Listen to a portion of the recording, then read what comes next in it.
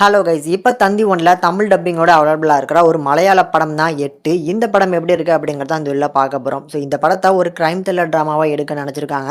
படமும் பார்க்கறதுக்கு ஒரு நல்ல ஒரு கிரைம் த்ரில்லர் டிராமாவா வந்திருக்குங்க. அதுல இந்த படத்தோட ஒரு பீக் ஹவர் அப்படின்னா அந்த கடைசி 30 நிமிஷம் வர போர்ஷன், அந்த 30 நிமிஷம் போர்ஷனை சூப்பரா வந்து பார்த்தீங்கன்னா எடுத்திருக்காங்க. அந்த 30 நிமிஷம் போர்ஷன்ல வர அந்த எமோஷன் மட்டும் உங்களுக்கு ஒர்க் அவுட் ஆயிருச்சு அப்படின்னா இந்த படமும் உங்களுக்கு ஒர்க் அவுட் ஆயிருக்கும். படமும் பார்க்கறதுக்கு நல்ல படமா வந்திருக்கப்பா அப்படிங்கிற ஒரு ஃபீல் கண்டிப்பா கிடைக்கலாம்.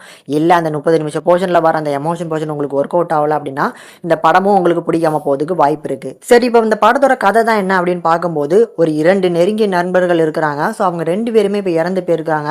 ஸோ இந்த கொலை வழக்கை பத்தி நியூஸ் மீடியா எல்லாத்துலயுமே ஃபேமஸா பேசிக்கிட்டே இருக்கிறாங்க. ஸோ இதனால இந்த கேஸுக்கு பின்னால இருக்கிற அந்த மர்மத்தை என்ன அப்படிங்கிறத கண்டுபிடிக்கிறதுக்காக இந்த படத்தோட ஹீரோவா வராரு பாத்தீங்களா, அவர் கையில இந்த கேஸை ஒப்படைச்சு இந்த கேஸுக்கு பின்னால இருக்கிற அந்த மர்மத்தை கண்டுபிடிங்க அப்படிங்கிற மாதிரி ஒப்படைச்சிடுறாங்க. ஸோ அவரும் அவரோட டீமும் சேர்ந்து இந்த வழக்கமான இந்த கிரைம் படங்களை எப்படி இன்வெஸ்டிகேஷன் பண்ணுவாங்களோ அதே மாதிரி இந்த கேஸை நல்லா இன்வெஸ்டிகேஷன் பண்ணி இதுதான் சார் நடந்திருக்கும், கேஸ் சால்வ் பண்ணிட்டேன் அப்படின்னு சொல்லி இந்த கேஸை முடிச்சு வைக்கிறாரு. ஆனால் அதுக்கப்புறம் தான் இந்த கேஸே ஸ்டார்ட் ஆகுதுன்னு சொல்லலாம். ஒரு வாய்ஸ் ஓவர் பர்டிகுலராக வருது.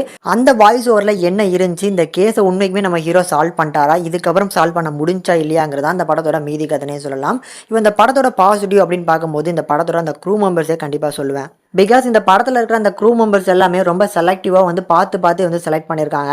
உதாரணத்துக்கு சொல்லணும் அப்படின்னா ஹீரோவோட ஹையர் அஃபிஷியனாக வராரு பார்த்தீங்களா, ஒரு போலீஸ் ஆஃபீஸரா, அந்த வழக்கமான அந்த இடத்துல வந்து ஒரு ஓல்டு மேன் கதாபாத்திரத்தில் யாராவது ஒருத்தவங்களை தான் போடுவாங்க.